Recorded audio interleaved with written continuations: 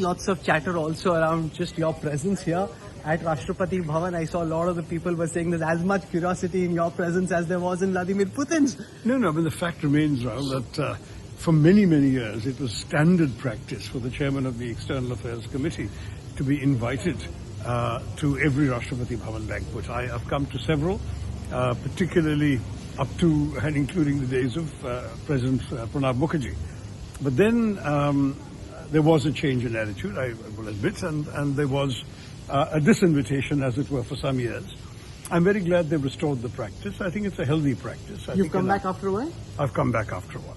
So for some years, I think that, they had a different attitude. This time, it seems that they have decided to open up a little more to other voices. And frankly, because the relationships with foreign countries are precisely what the Parliamentary Standing Committee deals with, it's helpful to have some insight into what goes on in the conversations, the atmosphere, and so on. So I'm very pleased to be here for that reason. Nothing more, nothing less. And I agree with the point that you made, that your job is to make the points of your constituents and not to constantly be in a harangue with the government. I think most sensible people watching this would agree with that.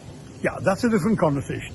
That has nothing to do with getting invited to Rashtrapati Bhavan, which may or may not happen otherwise. But the truth is that on the question of cooperating with the government of the day, you don't abandon your convictions or principles, but you find common ground. I mean, part of democracy and part of the cooperation between government and opposition in a democracy is about finding common ground. We disagree on some things, we agree on some things. And where we agree, we should work together. And interestingly, when you say we don't abandon our convictions, it's suggesting that Dr. Tharoor is not abandoning the Congress party? Listen, I mean, this is a silly question. I don't know why this has to be asked. I'm an MP of the Congress party. I went to great trouble to get elected. And it would take me, I think, considerable amount of thought and various other considerations to be anything else. I mean, I think as far as I'm concerned, I have a job to do to the voters who put me here, and I'm doing my very best to fulfill my obligations to them. Even today, in some of the conversations before we all sat down to dinner, I was trying to plug certain things for my constituency with some of the officials I was coming across here from our own government. So that's part of the lifeblood of getting things done for your people, your voters, your constituency. That's political responsibility too.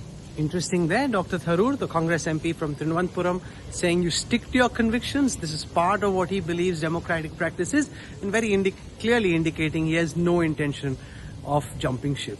Thank you very much, Dr. Tharoor, for joining us. Thank you. Thank you, Rahul. Thank you. Good night.